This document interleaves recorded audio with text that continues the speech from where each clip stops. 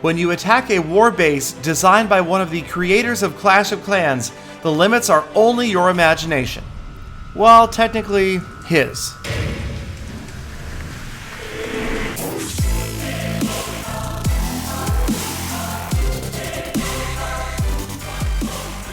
Welcome, fellow Clashers, to another episode of Clash of Clans Attacks, where, yes, we are talking about the recent ClashCon Clash Team developer raids and defenses in the Clan War, where the Clash team faced off with a winner of a video submission contest called Mild Aggression. So these are the members of the Clash team: Tomi, Cosmin, Jonas, Kusta, and of course Antti. Now, if you saw these raids during the ClashCon livestream, you know they were pretty wild, worth a second look. If you didn't, well, you definitely have some surprises in store, just like the members of Mild Aggression did when they attacked. Now, this war was more of an exhibition match. It wasn't officially part of the Clan War tournament that was held during ClashCon, but nonetheless, it was an interesting matchup between these contest winners, Mild Aggression, and the 5 members of the Clash design team. And so here we had Hirak attacking Kusta, and of course, right away you'll notice, just about as premature as they come, all the low-level walls, low-level defenses. Hirak had no idea what he was in for as he moved close to the core of this base. He gets closer and closer with his ground attack, and just as the golems get close to that town hall enclosure, the clan castle activates. And watch closely as the troops start to pour out of that clan castle, and pour is definitely the right word. Now, it's just goblins that are emerging from that clan castle, but it's an endless stream of them. Somebody has turned on the faucet, and they are just going to continue to come out. Yes, it is an endless clan castle, and Hirak is in big trouble as these goblins are just going to keep coming. There is no stopping them, and he realized after a few seconds of this what was happening. The crowd realized it as well. He drops the rage spell, and it's only the splash damage in the area that is saving him from getting completely annihilated at this point. Now the units have moved in, and finally some of the units are going to attack the clan castle itself, and that is the only thing that saves this raid. Hirak activates the Barbarian King's Iron Fist, and finally the clan castle itself is going to fall, and that will eventually stem the endless tide of goblins. Once the clan castle is out of the way, then the goblins will stop coming out, and that is the only way that Hirak is able to make any more progress. There goes the clan castle finally, and the raid is going to wrap up with a 3-star win for Hirak, and the Mild Aggression clan took an early lead. Now, this was not the only trick up the Clash team's sleeve. In fact, far from it, as we take a look at Cosmin's base, a physically impossible base that could never exist in the game, simply not enough structures, and we quickly find out that this base isn't actually a war base at all, but rather a skeleton graveyard. Yes, it's a haunted graveyard appropriate for Halloween, and the skeleton traps are all over the place. They are everywhere, and Peck Daddy in big trouble, except for he's brought some splash damage, the wizards, and that should save him as those skeletons move in after his troops. The P.E.K.K.A. definitely going to have a big problem, but the wizards working on clearing out group after group of endless skeleton traps all throughout this base. And what we initially thought were individual wall pieces are actually headstones marking the graves as the coffins pop out of the ground, and more skeletons just continually spawn, overrunning most of Peck Daddy's troops.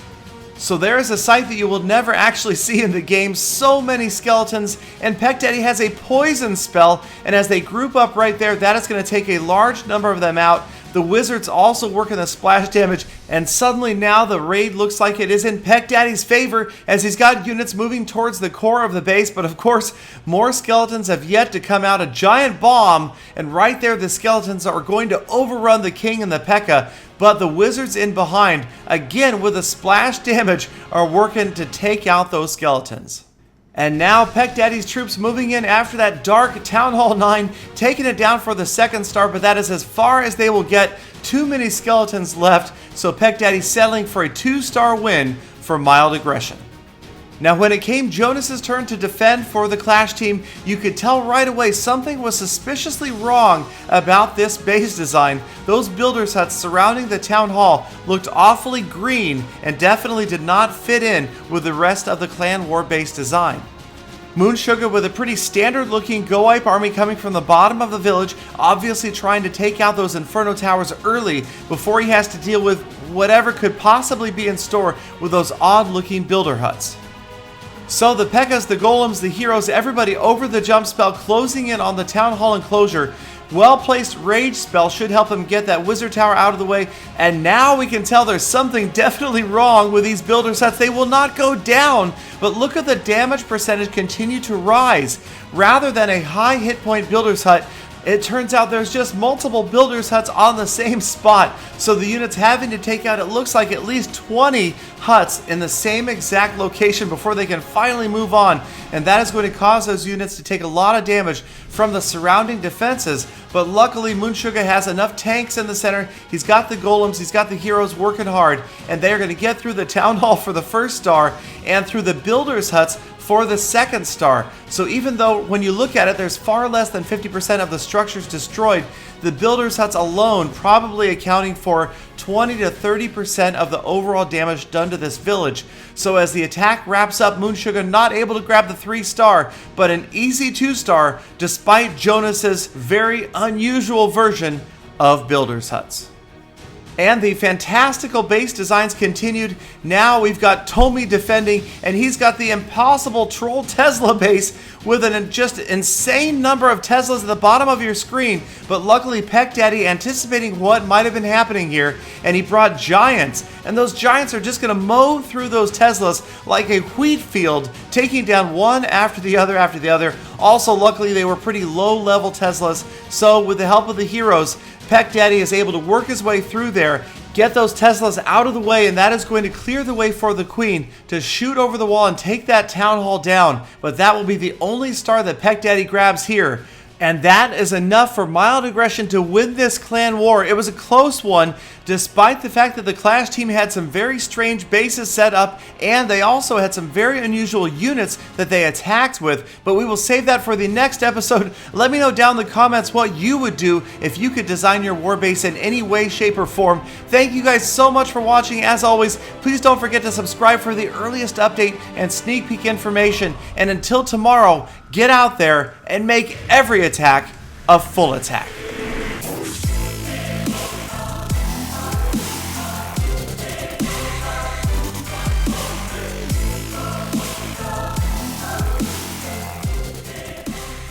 Galadon, my war base would have gym boxes for walls. I like it.